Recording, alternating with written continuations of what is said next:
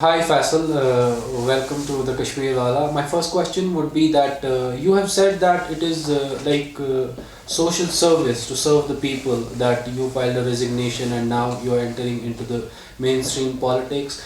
But social politics in ethically means social service, that it is not about ruling. So, what exactly do you mean by social service? Like, what different are you going to do as a politician? If you look at the work which I have been doing so far as a civil servant, so that work has been basically public service. That has been devising solutions for the developmental issues of the people, for poverty, for livelihood issues, for electricity problems, drinking water issues, and working very closely with the politician who is the representative of the people. That's how the governance space works in our state or works in any other democracy.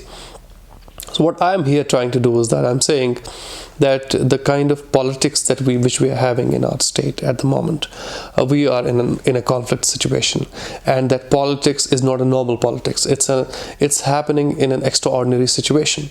I'm saying that even if you have amazing people working as civil servants trying to do the best of their things, they will not be able to maximize or maybe to optimize the welfare of the people unless you have the other piece of the puzzle, which is the politician, unless he is in sync with what the civil servant wants, number one, and unless the entire governance environment is ready to facilitate development. In a conflict zone, unless you have development, unless you have peace, unless the conflict is not being resolved, the development cannot happen.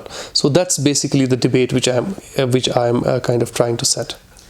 You just said that the politician has to be in sync with the civil servant. I remember you were serving in Power Development Corporation. So how was the relationship between the government and between you as the head of the Power Development? Because we know that in Kashmir we have a water issue and it always gets popped up whenever the politicians start talking. What was the relationship? Were there pressures and pulls? Suppose as a civil servant or as a managing director of the J&K SPDC Limited, one of the very important kind of aspirations that I had that time was to do something about. We have been hearing a lot about these 20,000 megawatt electricity power potential in the last 70 years, and look at how possibly JKSPDC as an indigenous state-owned institution can develop more electricity resources. We have a chronic electricity shortage in the state, and we have an excess of electricity potential. We are not able to match it. Let's understand what's the problem.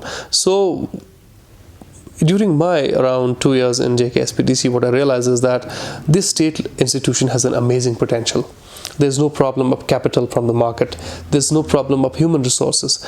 It's only a problem of imagination, that we have not been able to imagine that the state can be surplus in electricity tomorrow, and we have not been able to create institutes, strengthen this institution so that this institution raises up. And now this is not to be done by the management board of the JKSPDC.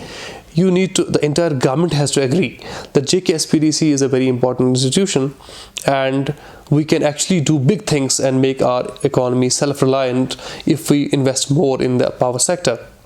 Now again, that's where the constraint comes, that as a managing director, there's a level to which I can take the decisions, but I cannot go beyond the roof and take decisions on the behalf of the political government and say that, okay, we want to do drastically different things here. So that's why the intervention from the politician comes in. Okay, you have mentioned sentiment word quite a lot in your interviews and press conference also.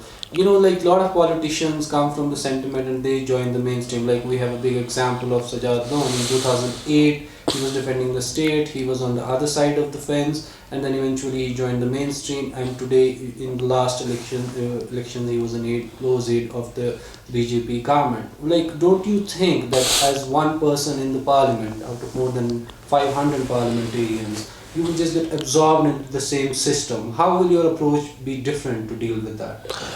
I am coming into politics at a time when we are witnessing extremely despairing circumstances in the state.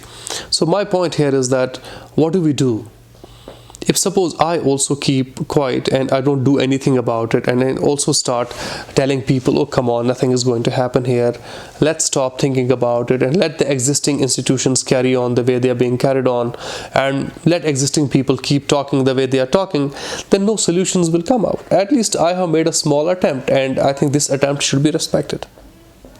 You also said in your first press conference that you're capable enough that the deep state will not use you, you might end up using them.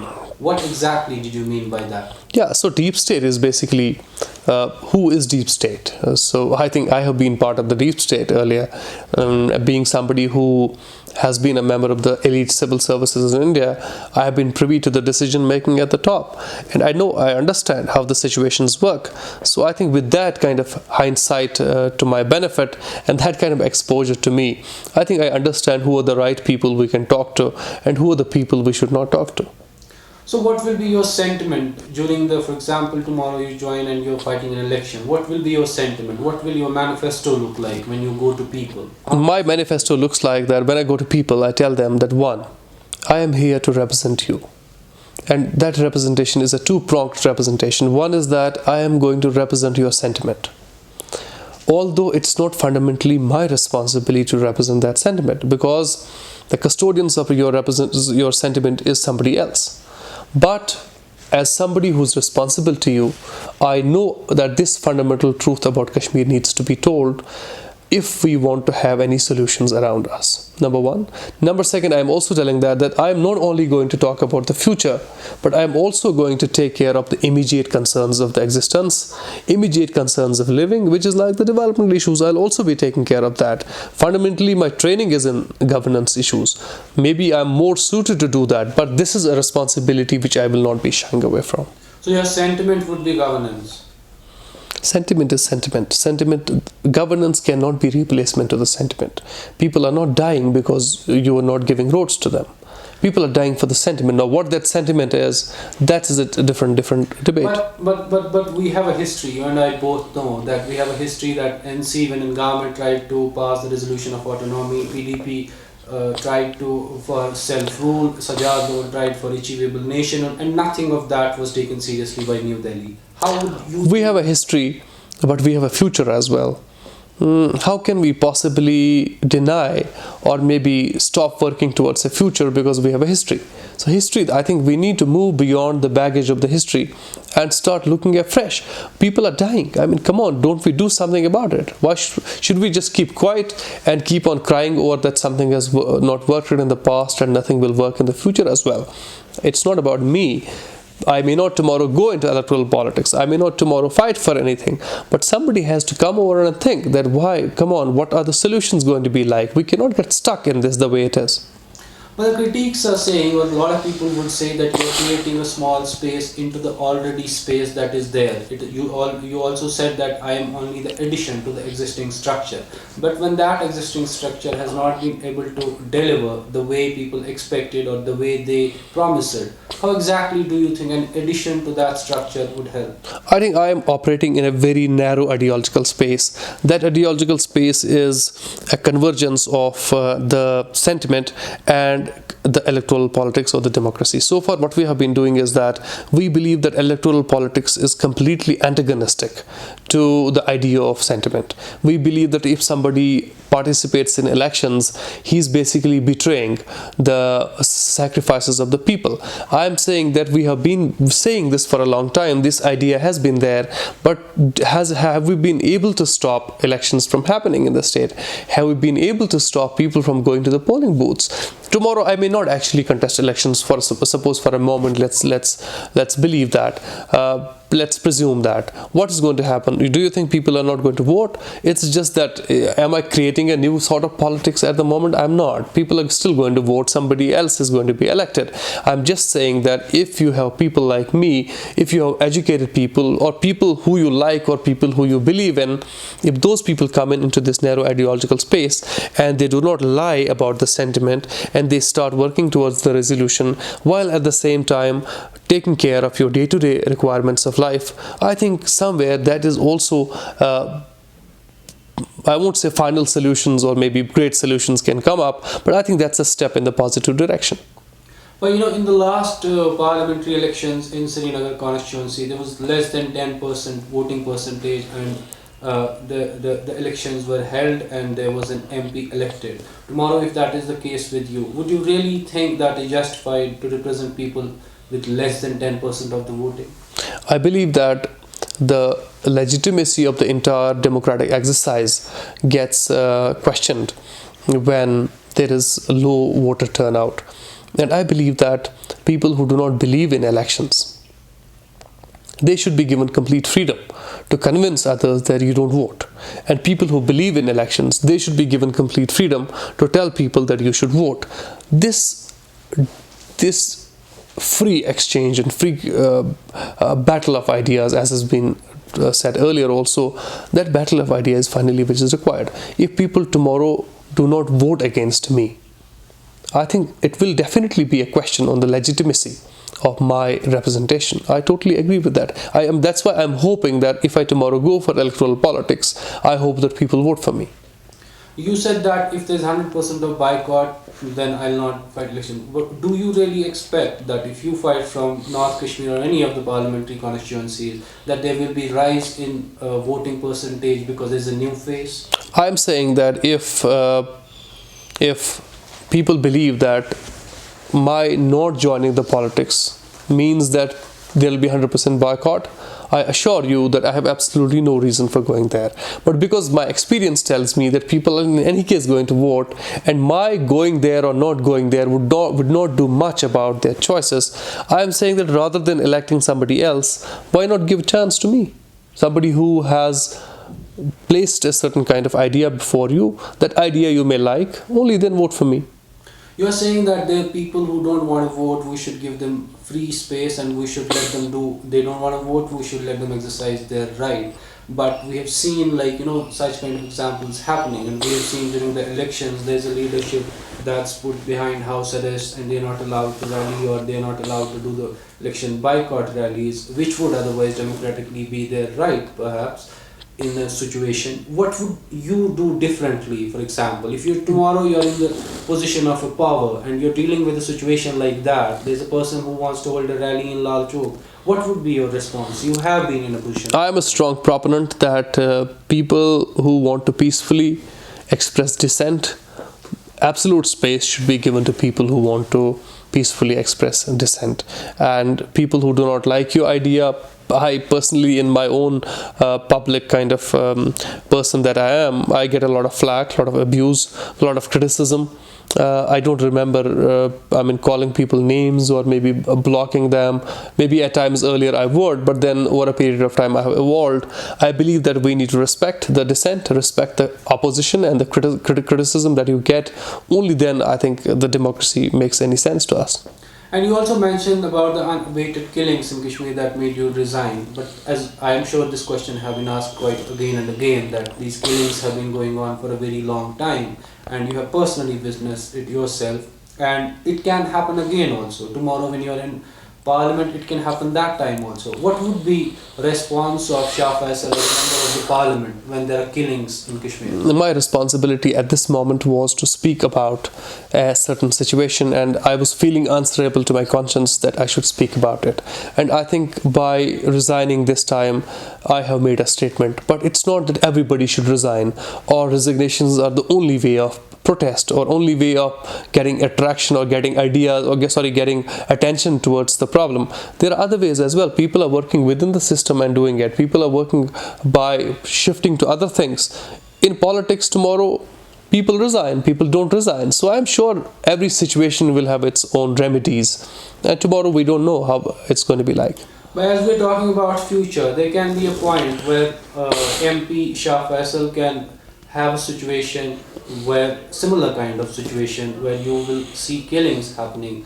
Will there be a situation where Shah Faesal as an MP will opt for a resignation from the Parliament? Nothing matters. These public offices we hold at the pleasure of the people. It doesn't matter tomorrow you have to resign for the people. I'm just saying that resignations are a very small thing to happen. I'm saying what matters is that how effectively you are able to attract attention to a certain problem. If you feel like going in Parliament and you can protest and work with other parliamentarians and and work on the public opinion in the rest of the country, people have a lot of choices to make. Resignation is one of those choices.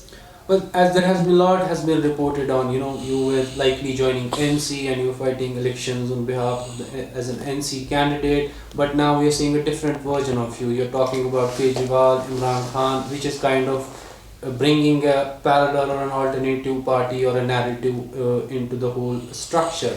So, was there ever directly talks with National Conference? I think there was a complete speculation.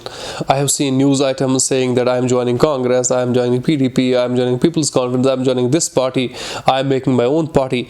It has all been speculations all these couple of years. I have taken my decision the day I had to resign, and I said I will not be joining any existing political party. But there's another question that people are talking on social media, and there are some people are writing columns about it. They're saying that Shah Faesal is confused. He is talking about sentiment on one side. He is saying Hurriyat I cannot join, and on the other side he is saying I want to join mainstream because I want to address the sentiment. I want to include Azadi in the vocabulary of the mainstream. That already has been done by the PDP, has been doing that a lot. They have been saying different things, and other parties have been saying different things. What exactly, there is a question like what exactly differently are you going to do? I told you that I am operating in an ideological space which is not there at the moment. So it's quite possible that people or our journalists who deal with that space, they may see that it's quite confusing. Where is he going? But I can see something there. I feel when I said and when I talked about operating in a space where you can talk truths, you can truthfully possibly acknowledge the existence of the sentiment, as well as then deal with the existing and the day-to-day routine matters of life. I have seen a lot of resonance with the field. A lot of youth, hundreds and thousands of them are coming over and identifying with it, relating with it, and that's in fact that's where that's the kind of endorsement which I'm looking for. Analysts have their own way of looking at things, but you have to understand that does an idea resonate with the youngsters, those people who are actually suffering in the field? And I'm happy to say that I have found a huge resonance from the field when it comes to how I have been putting things across. Are you saying that whatever you have started with your resignation and the space that you are going into, is more powerful than getting absorbed into the already placed system of mainstream? Absolutely. I think for me, what matters at the moment is that how do I hold this new constituency, this new energy, this flood of people which has come out to support me, how I can possibly hold them for some time. I do not want to lead them to something which will kill the idea. I do not want them to lead to shortcuts, which could be joining an existing party. One shortcut could be possibly maybe fighting elections. Maybe it doesn't work that way. Maybe we might be asked to wait for some time. If people have a consensus, people in my team, we feel like that maybe our community or our society is not at this time ready for something. Let's sacrifice one more time and do something tomorrow. I'm open to all these new ideas because I'm not here to kind of become an MP or an MLA. These are very small things for me. World works. I want to work at a far bigger stage and do bigger things in my life. Are you saying that whatever you have started with your resignation and the space that you are going into, is more powerful than getting absorbed into the already placed system of mainstream? In fact, many people here are suggesting me that, come on, why are you trusting Kashmiris? You should join an existing political party and become an MP. Don't go by whatever these analysts and these journalists are saying. But I am saying, no, I need to acknowledge this space. It's not that I want to go into politics just for the sake of it. In fact, this is making things difficult for me, the way I am talking. It was far more easier not to talk about anything else and just plainly go and the way things are happening. But I think I'm enjoying this, and I'm deliberately choosing a difficult path to life, and I have no regrets about it. Okay, there's something very light. Have you been seeing the memes and the pictures? Oh, lots of them, lots of cartoons and lots of memes. So there's this one meme that's making rounds. It's from the Gangster Pussy Poo, where the guy says, सबका बदला लेगा रे तेरा फैजल बाप का माँ का सबका, like everyone's बदला. Yeah. But there's this thing that you are doing that, but you're joining Ramadir Singh to do that. I'm happy because maybe this meme was related to the kind of perception which was created that I'll be joining some existing political party. So I'm sure by and by, as more people get informed about my journey ahead, I think different and newer memes will be coming out. So you'll not join Ramadir Singh? I am not joining anybody, any existing political party. Thank you, Faisal. Thank you very much.